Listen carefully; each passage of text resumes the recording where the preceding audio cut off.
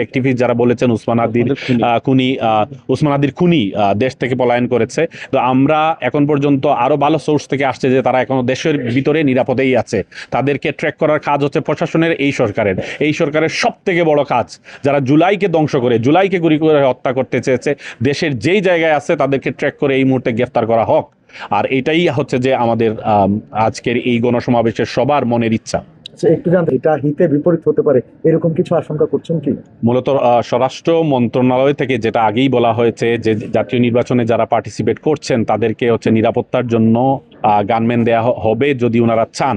এই ক্ষেত্রে যাদের সিকিউরিটি ইস্যু অনেক বেশি, অনেক জটিল, তাদেরকে হয়তো গানম্যান প্রোভাইড করা হচ্ছে। আমাদের প্রত্যেক প্রার্থীর সাথে যোগাযোগ করা হচ্ছে, আমাদেরকে সিকিউরিটি সম্পর্কে অবগত করার চেষ্টা করা হচ্ছে।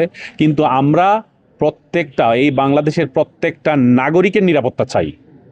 আমরা চাই যে প্রতিটা মানুষ নিরাপদে বাড়ি থেকে বের হয়ে যাক এবং বাড়িতে ফিরে আসুক। প্রতিটা নেতা যারা জুলাইকে ধারণ করে, যারা জুলাই যুদ্ধে অংশ নিয়েছিল, সবাই।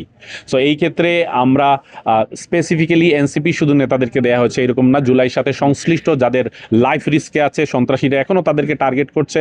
অবশ্যই তাদেরকে প্রশাসন মনে করেছে যৌক্তিকভাবে যে তাদের প্রয়োজন সিকিউরিটির এক্সট্রা সিকিউরিটি ব্যবস্থা করেছে। সো এটাকে আমরা সাধুবাদ জানাই, কিন্তু প্রতিটা নাগরিকের নিরাপত্তার জন্য বাংলাদেশ সরকারকে কাজ করতে হবে। অপব্যবহারের কোনো শঙ্কা নাই। আপনারা দেখেছেন উসমান হাদি হচ্ছেন আমাদের জুলাইয়ের প্রথম সারির অন্যতম এক যোদ্ধা, যাকে প্রকাশ্যে দিবালোকে গুলি করে হত্যা করা হয়েছে। আজকে অন্যান্য যারা যারা জুলাইকে নেতৃত্ব দিয়েছেন এবং দেশকে গঠন করে একসাথে এগিয়ে যেতে চাচ্ছেন, তাদেরকে যদি নিরাপত্তা এক্সট্রা সিকিউরিটি দেওয়া হয়, এইখানে আমরা অপব্যবহারের কিছু দেখি না। আচ্ছা, সামনেই তো দ্রুত হত্যা এবং এইগুলোর বিরুদ্ধে আপনারা দেখেন এখানে একজন শ্রমিক নেতাকে গুলি করে হত্যা করা হয়েছে।